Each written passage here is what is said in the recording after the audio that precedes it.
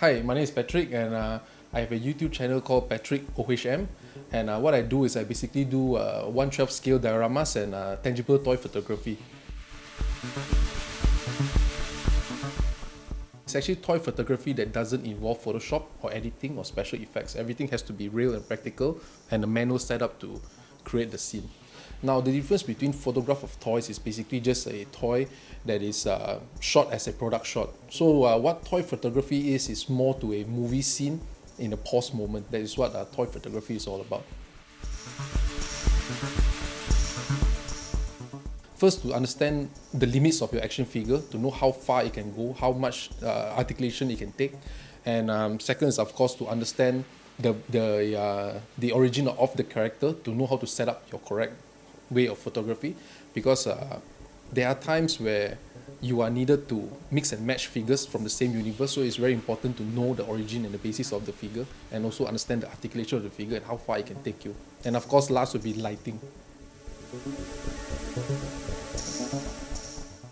The biggest challenge in toy photography for me at this point is tangible toy photography. Now, when it comes to tangible toy photography, we do not have special effects. There's no Photoshops involved. So there are certain things that we are limited to. Like, say, for example, we don't have Green Lantern and we don't have his green aura around him. Things like that will be a bit harder for us to execute compared to the toy photographers who uses Photoshop. I've been using different mediums. Number one, I've actually tried printed backgrounds and diorama setups and miniature props as well. So it all depends on the type of shot I'm taking. Usually to set up the prop will be about less than half an hour. The longest process would be the part where we start thinking about the idea before we start the shot. That will be the longer process. It's Ultraman for sure. So now what I'm basically focusing on would be more towards SH Figuarts and Mayfax, and also Mesco as well, because I'm also into DC and Marvel at the same time.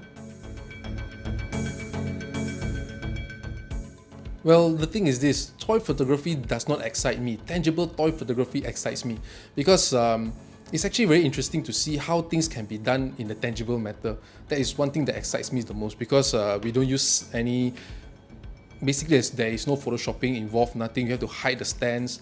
Everything has to be done in a manual setup, and that process is the one that excites me more than the photography itself.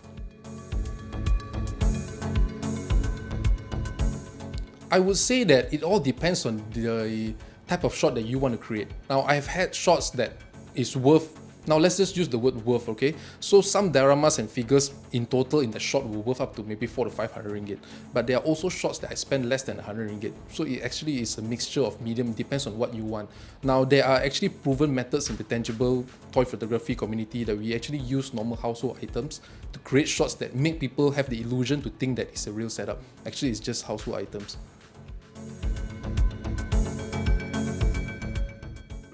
Now I'm just currently using a Sony a6000 with the lens that came with the camera and just a tripod, and basically multiple lightings that I have from various brands. I've never tried Sentinel toys, but there's one thing that I've seen from Awesome Toys that really excited me, the pictures of Captain America. So I think that will be my next goal. It has to be a 1/12 figure, and that's my preference. I used to be a gunpla collector, and the reason why I found Awesome Toys TV is because of gunpla back in the day. So I've stocked gunpla for many years now because of time constraint and stuff like that. So now I got back into gunpla again, and I'm started painting gunpla all over again, but with markers. This is something that I've been trying to research, because I actually spray my Gundams in my room. So for me to reduce the smell and to have the dust, this is the only way I can do it, and this is what I've achieved with... I've tried pre-shading, tone shading and stuff like that, basically with markers like this. So this is something new for me to explore, and I definitely want to go into toy photography with Gundam soon.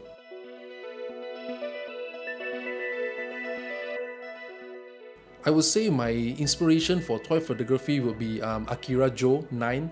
He's actually a Indonesian from Australia.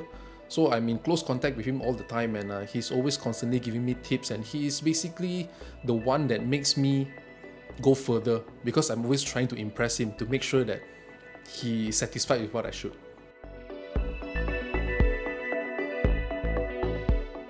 By the way, don't forget to visit Patrick OHM on YouTube, and my Instagram will be Patrick OHM_DIOS, and that's the short for diorama. Thank you.